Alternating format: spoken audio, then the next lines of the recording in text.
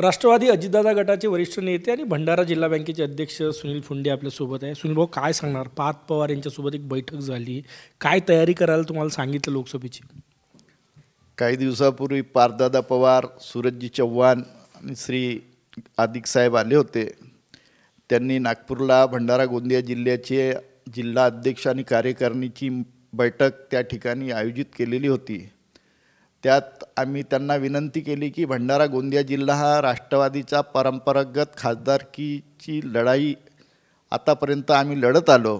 आमचे नेते प्रफुल्ल पटेल साहेब हे लढत राहिले, त्यामुळे या ठिकाणी अजित पवार गटाच्या माध्यमातून ही जागा राष्ट्रवादी काँग्रेस पक्ष अजित पवार गटाकडे सोडण्यात यावी असा सूर दोन्ही जिल्हा अध्यक्ष, प्रदेश कार्यकारिणीचे सर्व सन्माननीय सदस्य, युवकचे अध्यक्ष, महिलांचे अध्यक्ष आणि सर्व पदाधिकारी दोन्ही जिल्ह्यातली त्यांच्यासोबत मीटिंग झाली।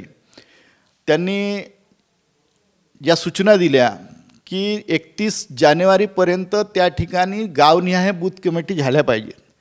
प्रत्येक गावात बूथ कमिटी तयार करून, तालुक्याच्या कार्यकारिणी तयार करून, जिल्ह्याची नवीन कार्यकारिणी तयार करून अहवाल 15 ते 30 तारखेच्या आतमध्ये मुंबईला प्रदेशाध्यक्ष सुनीलजी तटकरे यांच्याकडे सादर करावा आणि त्या ठिकाणी 1 तारखेपासून आपण 1 फरवरीपासून पूर्वतयारी आपण करणार आहोत। लोकसभेची पूर्वतयारी तुम्ही करणार? लोकसभेची त्या ठिकाणी भंडारा गोंदिया जिल्ह्यातील लोकसभेच्या सीटसाठी आम्ही 1 फरवरीपासून पूर्ण तयारीला लागणार आहोत। भाजपचे विद्यमान खासदार आहे, तिथे भाजप जागा सोडेल असं वाटतं महायुतीमध्ये? आम्ही दावा त्या ठिकाणी अजितदादा पवार, आदरणीय तटकरे साहेब, आदरणीय प्रफुल्ल पटेल साहेब यांना सर्व पदाधिकाऱ्यांनी सांगितलं की ह्या ठिकाणी आमची परंपरागत सीट असल्यामुळे, आम्ही महायुतीत गेल्यामुळे त्या ठिकाणी सिटिंग खासदार जरी असले तरी आमचा दावा पक्का आहे। प्रफुल्ल पटेल त्या जागेवरून लढणार की कोण लढणार? जर तुम्ही दावा केला तर मग तुम्हाला उमेदवाराबद्दलही सांगावं लागेल। प्रफुल्लभाईंना आम्ही विनंती करणार आहोत की आपण या ठिकाणी विकासाच्या माध्यमातून, त्या ठिकाणी मोदीजी आणि शहाजी आहेत, फडणवीस साहेब आहेत, अजितदादा आहेत, त्यामुळे आपणसुद्धा राष्ट्रीय कार्यकारी अध्यक्षात आपण त्या ठिकाणी लढलं पाहिजे किंवा वर्षाताई पटेल लढल्या पाहिजे। तदनंतर ते जे उमेदवार देतील त्याच्या पाठीशी संपूर्ण भंडारा गोंदिया जिल्ह्यातील राष्ट्रवादी काँग्रेस पक्षाचे, भारतीय जनता पक्षाचे, शिवसेना शिंदे गटाचे आणि बजरंग दलाचे महिला सर्व प्रमुख कार्यकर्ते त्या ठिकाणी सर्वांनी मदत करतील अशी मला अपेक्षा आहे।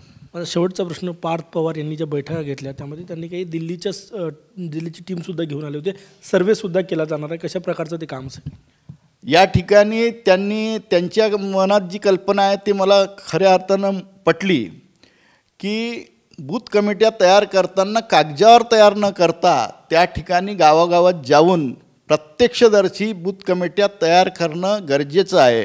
कारण आमचे जे काही कार्यकर्ते असतात ते कागदावर बूथ कमिट्या तयार करतात, त्यासाठी सुद्धा सर्वेची टीम दिल्लीवरून त्या ठिकाणी पाठवणार आहोत असं त्यांनी आपल्या खाजगीत सांगितलं।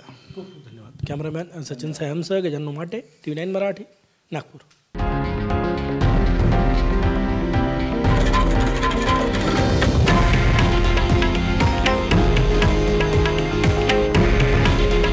हे आहे देशातील नंबर 1 न्यूज नेटवर्क आणि आपण पाहत आहात TV9 मराठी।